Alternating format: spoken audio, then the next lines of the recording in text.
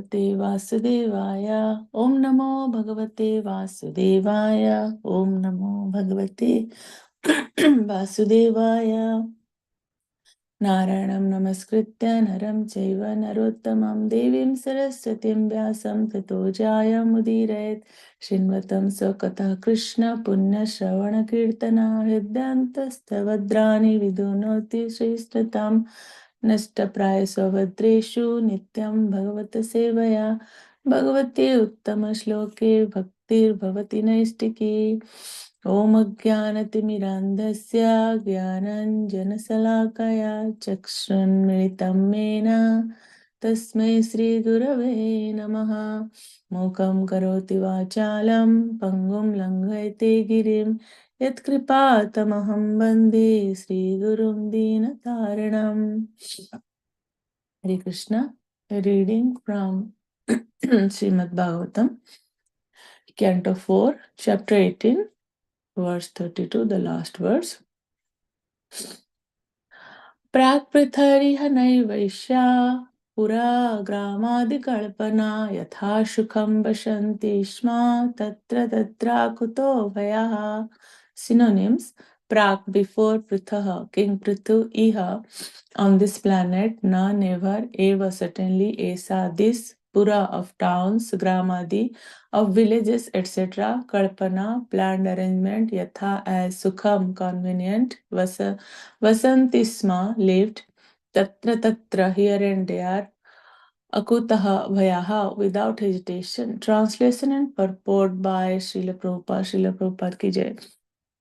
Before the reign of King Prithu, there was no planned arrangement for different cities, villages, pasturing grounds, etc. Everything was scattered and everyone constructed his residential quarters according to his own convenience. However, from the time of King Prithu, plans were made for towns and villages. Purport: from this statement, it appears that town and city planning is not new but has been coming down since the time of King Prithu.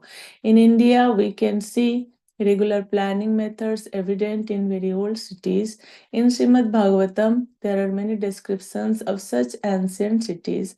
Even 5,000 years ago, Lord Krishna's capital Dwarka was well planned, and similar other cities. Mathura and Hastinapur, now New Delhi, were also well planned. Thus, the planning of cities and towns is not a modern innovation but was existing in bygone ages. Thus end the Bhaktivedanta purports of the 4th canto, 18th chapter of the Srimad Bhagavatam, entitled Prithu Maharaj Milks the Earth Planet. नमो विष्णुपदाय कृष्णपृष्ठाय भूतले श्रीमते भक्तिवेदांत स्वामिनिति नामिने नमस्ते सरस्वती देवी गौरवाणी प्रचारिणे निर्विशेष शून्यवादी पाश्चात्य देशतारिणे जय श्री कृष्ण चैतन्य प्रभु नित्यानंद श्री अद्वैत गदाधर शिवसादि गौरभक्त वृंद हरे Krishna Krishna Krishna Hare Hare Hare Ram Ram Ram Hare Hare. Hare Krishna everyone, seeking blessings from all the assembled Vaishnavas. Thank you for giving me the opportunity to read Srimad Bhagavatam and to purify myself. So I'll summarize this chapter 18 today. Chapter 18 is all about Prithu Maharaj milks Earth planet, and it has 32 verses. I'll summarize the whole chapter 18, chapter summary.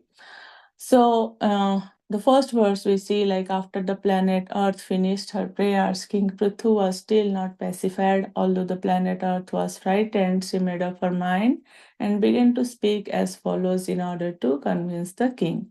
Then in second verse, she is requesting King Prithu to pacify his anger and pay kind attention to what she is saying, giving example how a humble bee collects honey from each and every flower. A learned man should take essence of knowledge from all the places. Then in verse 3, 4, 5, the importance of Shrutis and Smritis is mentioned. So Vedic injunctions are known as Shruti, and the additional supplementary presentations of these principles as given by the great sages are known as Smriti. That's the difference between Shruti and Smriti. So one should follow the principles laid down in Shrutis and Smritis not only in one's spiritual life but in material life as well. Instead of following Shruti and Smriti in modern world, rascals find so many ways to be happy. Women are trying to be independent instead of being protected by their father, husbands, or elderly sons. And the consequence is human society has lost the standard ways of life, both materially and spiritually. And as a result, people are bewildered and there is no peace or happiness in the world. Two words are used here like asmin, which means this life, and amusmin, which means next life. Srila Prabhupada has explained if we follow Shrutis and Smritis, not only this life, but we can make next life successful also. In order to make all human society happy and prosperous, we should accept the standard methods given by liberated persons. Punah Punascharvita Charvanam. This process of chewing the chewed will never make human society happy. Human society is completely bewildered because they don't want to obey directions given by liberated souls. We have to take directions from liberated souls. Why? Because conditioned soul is hampered by four defects. We know that he is here to commit mistakes, he is here to become illusioned, has a tendency to cheat others, and his senses are imperfect. Krishna consciousness movement directly receives instructions from the Supreme Personality of Godhead via persons who are strictly following his instructions. Lord Chaitanya Mahaprabhu says, if you have full faith in the transcendental words of the Supreme Personality of Godhead and by following his instructions, one can immediately become a spiritual master. Then verse 6, 7, Srila Prabhupada, what Prabhupada is saying, the whole Vedic plan is that the misguided conditioned souls who have come to lord it over material nature should be trained to become Dhrita Vrata. This means that they should take a vow to satisfy their senses to enjoy material life only by satisfying the senses of the Supreme Lord and go back home, back to Godhead. Activities intended to satisfy the senses of the Supreme Lord Krishna are called Krishnarthyakhila Chetasaha. Chestaha. We should work only for satisfaction of the Lord. In modern times, Kali Yuga, however, people have forgotten Vishnu altogether and they conduct their activities for sense gratification. Such people will gradually become poverty stricken, for they cannot use things which are to be enjoyed by the Supreme Lord for their own sense gratification. If they continue like this will ultimately be a state of poverty, and no grains, fruits, or flowers will be produced. Indeed, it is stated the 12th canto in the 12th canto of Srimad Bhagavatam that at the end of Kali Yuga, people will be so polluted that there will no longer be any grains, wheat, sugarcane, or milk. All necessities grown on earth, namely fruits, flowers, trees, grains, animals, and animal byproducts, were created for use in sacrifice for the satisfaction of the Supreme Personality of Godhead. Everything belongs to the Supreme Personality of Godhead, and everything can be used for His satisfaction only. We know from Isopanishad, verse 1. ईशावास्यमिदं सर्वं यत्किञ्च जगतं जगत् तेन तक्तेन भुञ्जिता मा गृढकस्य श्रीधनम्. So everything animate or inanimate that is within this universe is controlled and owned by the Lord. One should therefore accept only those things necessary for himself, which are set aside as his quota, and one should not accept other things, knowing well to whom they belong. However, the planet Earth, in the shape of a cow, herein submits that all these utilities are being used by non devotees who have no plans for spiritual understanding. Although there are immense potencies within the earth for the production of grains, fruits, and flowers, this production is checked by the earth itself when it is misused by non devotees who have no spiritual goals. Those who eat food without offering to the Lord are thieves. Everyone should eat prasad. It is the duty of governors and kings to punish such thieves and maintain the world nicely. If this is not done, grains will no longer be produced and people will simply starve. Indeed, not only will people be obliged to eat less, but they will kill one another and eat others' flesh. They are already killing animals for flesh, so when there will no longer be grains, vegetables, and fruits, they will kill their own sons and fathers and eat their flesh for sustenance. But verse 8, what is the essence of verse 8? Because people are without Krishna consciousness, they have become thieves and consequently they are being punished by the laws of material nature. No one can check this, not even by introducing so many relief funds and humanitarian institutions. Unless the people of the world take to Krishna consciousness, there will be a scarcity of food and much suffering. Bhagavad Gita recommends that we perform yajna. Yajna means sacrifice. By the performance of yajna, sufficient clouds gather in the sky, and when there are sufficient clouds, there is also sufficient rainfall. In this way, agricultural matters are taken care of. In Kali Yuga, the only sacrifice recommended is Sankirtan Yajna. And the essence of verse 9 and 10 is beautiful analogies given, like a cow cannot deliver sufficient milk without being affectionate to her calf. Similarly, the earth cannot produce sufficient necessities without feeling affection for those who are Krishna conscious. Just as a calf can derive milk from a cow, all living entities, including animals, birds, bees, reptiles, and aquatics, can receive their respective food from the planet Earth, provided that human beings are not asat or adhritavrataha. When human society becomes asat means ungodly or devoid of Krishna consciousness, the entire world suffers. Then verse 11 and 12, it's saying planet Earth requested Maharaj Prithu to level the surface of the earth, breaking up the highland and mountains. After hearing the auspicious and pleasing words of planet Earth, the king accepted them. He then transformed Swambhu Manu into a calf and milled all the herbs and grains from the earth in the form of a cow, keeping them in his curved hands.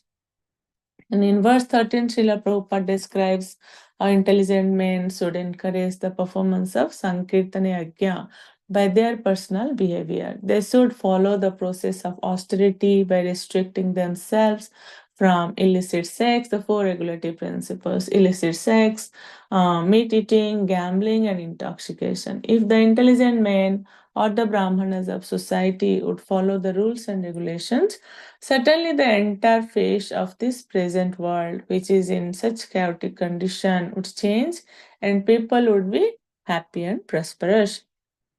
In verse 14, society, it is mentioned that society will not be sufficiently prosperous unless until we understand the essence of Mahamantra Hare Krishna, Krishna Krishna, Hare Hare, Hare Rama, Rama Rama, Hare Hare.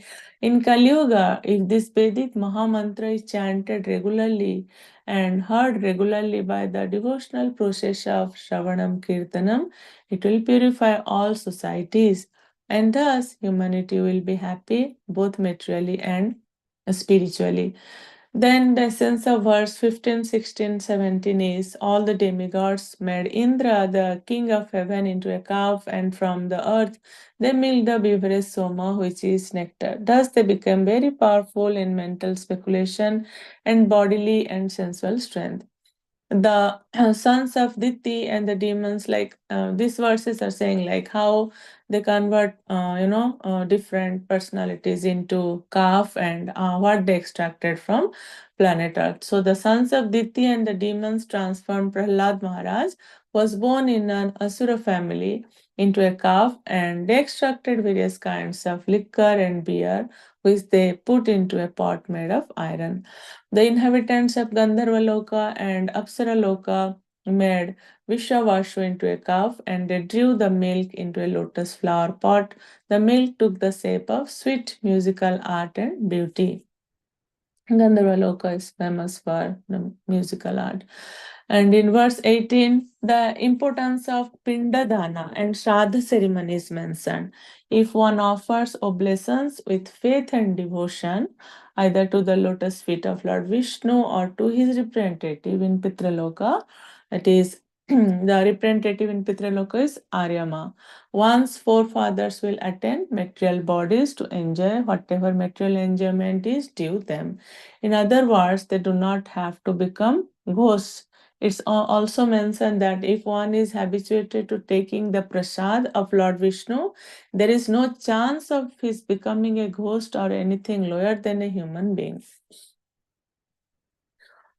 Then verse 19 and 20, Srila Prabhupada mentioned about the mystic power of Siddhaloka and Vidyadharaloka, Kim Purusha, and Siddhaloka, Vidyadharaloka, and Kim Purusha Loka. They can be like in there, they have lots of mystic power. They can be smaller than the smallest, heavier than the heaviest, can manufacture planets, can fly from one planet to another, etc. And then in verse 21, 22, the Lord is, it's mentioned, the Lord is supplying everyone food, but according to the living entity's association with the modes of material nature, the living entity develops his specific character. In verse 25, it's mentioned like the tree is made a calf out of the banyan tree, and thus they derived milk in the form of many delicious juices. The mountains transformed the Himalayas into a calf, and they milked a variety of minerals into a pot made of the peaks of hills. And in verse 26, the verse is like the sloka is सर्वेष्वमुख्यवश्येन श्वे श्वे पात्रे पृथक् पयः सर्वकामादुगां पृथ्वीं दुदुः पृथुभावितम्. The Lord supplies food to everyone, as confirmed in the Vedas, Eka Bahunam Yo Vidadhati Kaman. Although the Lord is one, He is supplying all necessities to everyone through the medium of the planet Earth. Every planet produces different types of food according to the needs of its residents. According to the Vedic Shastras, it is not true that the moon does not produce food or that no living entities living there. So, like when we are now sending, the scientists, they are doing research. What is the inhabitant of moon? What is going on in moon? And they say there is no living entity. That's not true. So it's mentioned in the Shastras that moon has also producing its own food. That's no and what is our concept is what is our belief that there is no living entity living in moon. That's wrong. That means there is living entity there in moon also. Then verse 27 to 32. King Pruthu was from these are the last verses where like King Pruthu is very much satisfied with planet Earth and developed affection as if she is his own daughter. Then he leveled all rock places and on the surface of the globe by breaking up the hills with the strength of his bow. By his grace, the surface of the globe almost became flat. After leveling the surface of the globe, he earmarked different places for residential quarters inasmuch as they were desirable. For the citizens, he was as good as a father. He was engaged in giving them proper subsistence and proper employment for subsistence. He founded many types of villages, settlements, and towns and built forts, residences for cowherdsmen, stables for the animals, places for the royal camps, mining places, agricultural towns, and mountain villages. town and city planning. So it's mentioned in the last verse that town and city planning is not new, but has been coming down since the time of King Prithu. So this is the summary of chapter 18. I'd like to stop here. Thank you again for giving me the opportunity to to read Srimad Bhagavatam and purify myself. Vanchakalpataruvesha kripasindhuvacha patitanam pavanebhyo Vaishnavebhyo namo namaha anantakoti Vaishnava bhakta ki jai.